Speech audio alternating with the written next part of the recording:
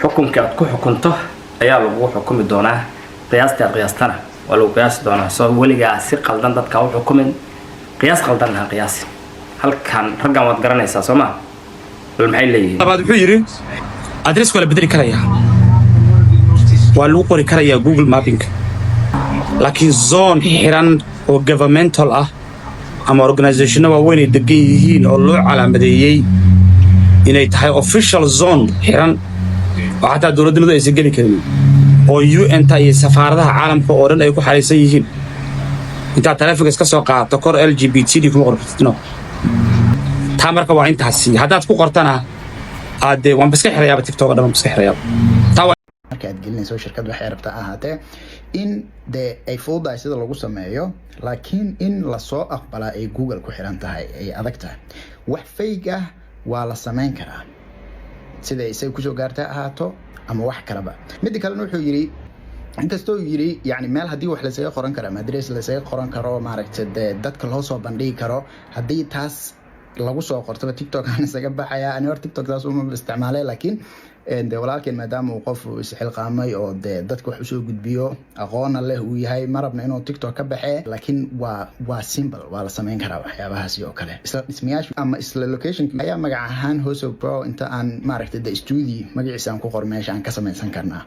يعني واحد لو manipulate gareeyo oo maaragtay dadka la tus ahaan hadii ay tahay marka dunyada wax fake ah xilligan in la sameeyo aad ay u fududahay oo waa maaragtay iska daayay wax kale codkaaga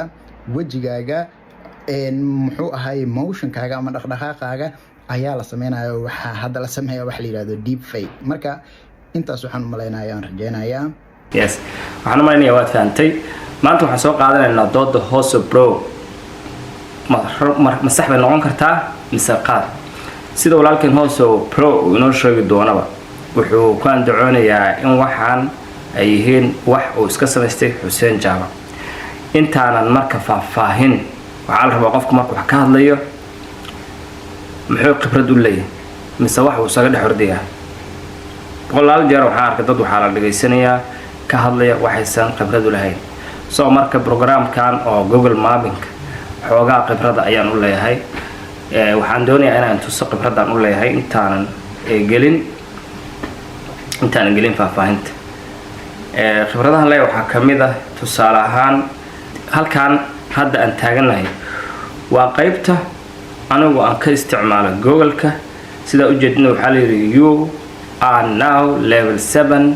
local gate that's macnaheedu waxay tahay darajada 7 ka joogaa darajada Google Gate ka laga gaarana waa number 10 videoga hore saan ku sheegay marka taa macnaheedu waxay tahay inaan ka noqdo professional member family inaan ka noqdo ama aan ku biiro family-ga Google wax ka bedela oo awood ku leh waxay iga dhiman 3 darajo waxaan ahay level 3 level waxaan ka wadaa waxaan ahay level 7 baan okay marka waxaan hadda aadaynaa meelaha magaalooyinka Soomaaliyeed kamida oo aan wax ka bedelnay aniga wax ka bedelay oo magaceeda ku qoray meeshan waa meel magaalada Kismaayo waxay u jirtaa waxba uma jirto kamid waa xeebta magaalada buur way meel buura marka guriga hadda waxa loogu yeeraa guriga martida balse buurtaas dhamaanteed waxa lagu magacaabaa hamburger baa lagu magacaabaa magaceeda dadka qadiimka ayaa yaqaan marka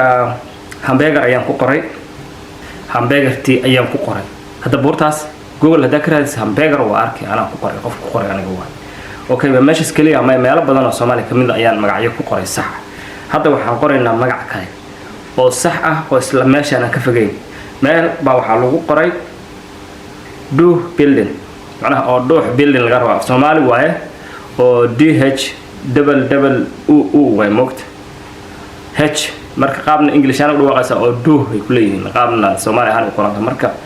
meeshaan guri kuma yaal laakiin waa xeeb waa meeshaan xeebta waxa la magaceeda xeebta Qoryoole la qof kasta waa yaqaan Qoryoole geeda xeeb aan lagu dabaalan karin waa xeeb biyuhuna imaadaan ka tagaan oo geeda la waa soo xagaratay ma xeeb dabaaleed ma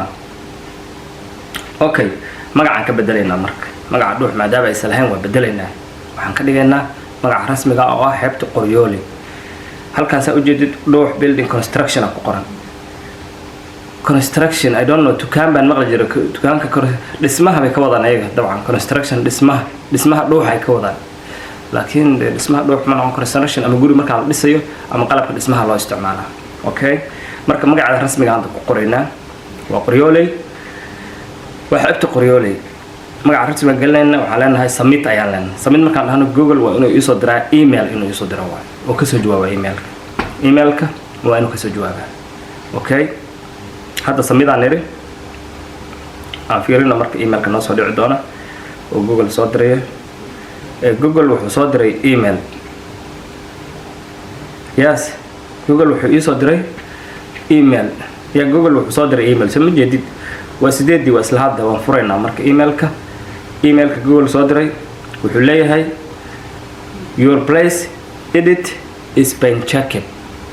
wala jekariyay wala jekimay we are checking your edit macnaha ku sameeynaya Google uu hubinaya ma saxba maxaa ka jira ninkan inuu yiri Qoryooley meeshan oo rename ku sameeyay maxaa ka jira okay 13 September waa maanta edit checked for security by our moderation system before being published timeline can vary English ka dinka iga rona laga yaabaa muhiimadda waxay tahay meeshii magac waan ka bedelay waxaan u bixiyay magaceeda rasmiga ah oo ah xeebta Qoryooley qof kasta oo jooga halkaas ama tagayna mar uu garanaya xeebta Qoryooley magaalada waxay leedahay afar xeebood ay leedahay magaalada Kismaayo afarta xeeb mid waa xeebta Alanley waxa laga yaabaa inaad tiraahdo xeeb kala Alanley xaq ka sii oo xeebta waxa ka sii maxaa la jiray magaceeda maxay ahayd balaayada qandal iyo wax saas ama doonta iyo waxyaabo saas adiga aad u fog laakiin markii laga soo bilaabo Alanley waxay leedahay xeebta Lila Beach bay leedahay sidaas kale sida tan Muqdisho kale waxay leedahay Qoryooleyda sheegayo kadibna waa dalxiiska beach soo wax garatay ma hadda si dhaaftidna malaha waxa tagi doontaa halkaas iyo goob weyn baad aadi doontaa iyo wabiga iyo bad meesha isaga daran marka aan soo noqon programkeena magaca hadda ka bedel construction waxaan ku bedelnay xeebta Qoryooley I hope hadda checkintaan maalmaha nagu soo aadan ama maantaba inaad arki kartaan xeebta Qoryooley maxaa yeelay Google-ka uu inuu verify gareeyo waxaan sugaynaa verification-kiisa waana idin soo sheegi doonaa markii verify gareeyo dabcan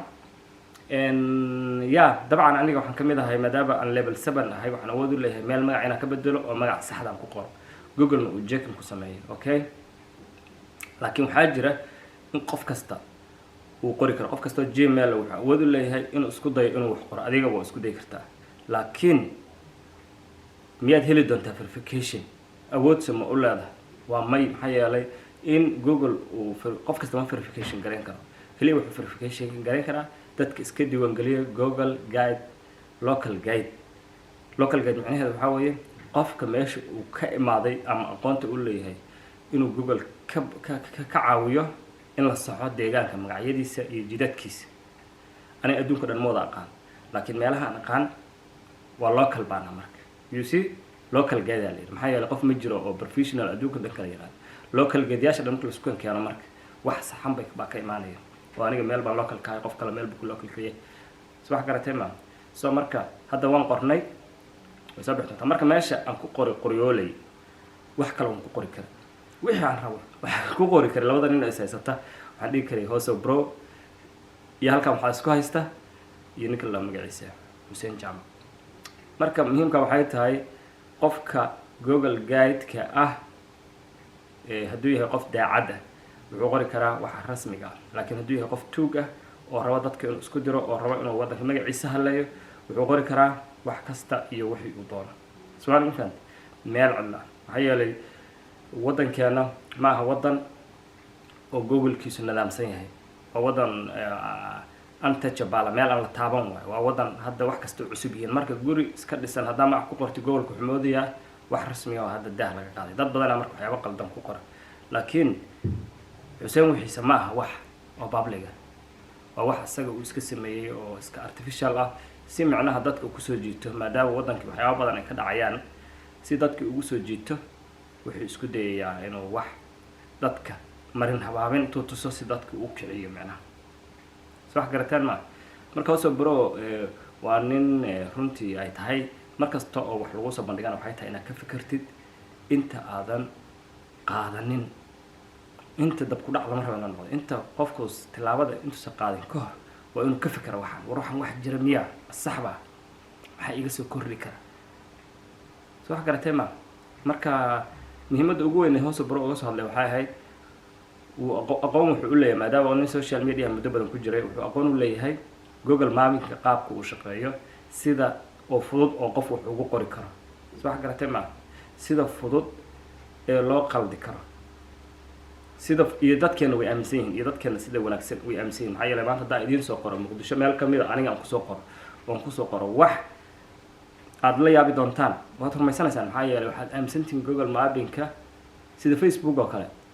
ninka Facebook iska leh in dadka iska leh ay maamulaan dadka iska leh ma maamulaan aniga kamid ah dadka maamula waxaa kamid ah dad bulsho badan ah maamusha marka bulshadu waxay rabtay ku qori kartaa meesha iyadoo gurigaaga lagu qori karaa gurigaaga inta la fiirsado maaragtay gurigaaga adiga guriga aad degan tahay inta la fiiriyo la soo dhaweysto waxa lagu qoraa waxa laga yaabaa hoos baro ninkan kale maxaa magaciisa sheeg Hussein Jaamac oo kala arkaya marka halla meeshaan day gurigaan habeenka dambe guriga dhulka lagu la jaraa haye yaa sameeyay adiga kama warqabto inaad ka warqabin laga yaabaa guriga wax dul saaran laakiin dad ku qoray guriga waxaas dadkiina aaminsan yihiin wixii Google ku qoran runay moodayaan marka hoos baro wuxuu leeyahay waxaan hal iska hubsado waxaan wax feegaha ma wax sax ah hadda waad ifaantaan malinaya macnaha adiga gurigaaga lagu qori karaa wixii la rabo kadibna waxa kugu dhici karta dhibaato dadka Google-ka arkay waxay moodi karaan wax rasmi ah waxaan adigu habeenka hurdaa laga yaabaa gurigaagii adigaba in aakhira la idin diro hadda ma fahanti sheekada hadda waa fahantaa malinaya marka filimkan waxaa saxsan hoos baro boqol saxsan yahay runtii labadooda waa laba wiil oo Soomaali ah mid aan contact la leeyahay mid aan aqaanana ma labadooda Soomaali ma aqaana niman halka joogan yihiin social media marka laakiin gartu waxay leeyahay gartu alla taqaan yaa saxsan nina wax feegiisa feeg ah uu wuxuu nooga dhigayaa wax run ah nina wuxuu leeyahay war run nooga dhigin feege aan iska hubin marka dhamaanteen aan iska hubin wax kasta yaanan daf iska dhig okay waxaan joognaa 21 century ma leeyahay qarniga 12aad aan joognaa waxaan joognaa 2024 baan joognaa adduunyadu way horumartay soo marka waxa la rabaa qof haddii wax ku sheego waa inaad samaysid analytic oo adiga xagaaga adiga inaad wixii rorogtida la rabaa ka fikirtid warar badan maalin kasta maqlay laakiin waxa la rabaa adiga inaad kala shaandaysid aad ka fikirtid hadii kale baraduuga horteeda dhamaanay hadda halkan ila soo gaartay videogan please subscribe sa YouTube channel-kayga adoo mahadsan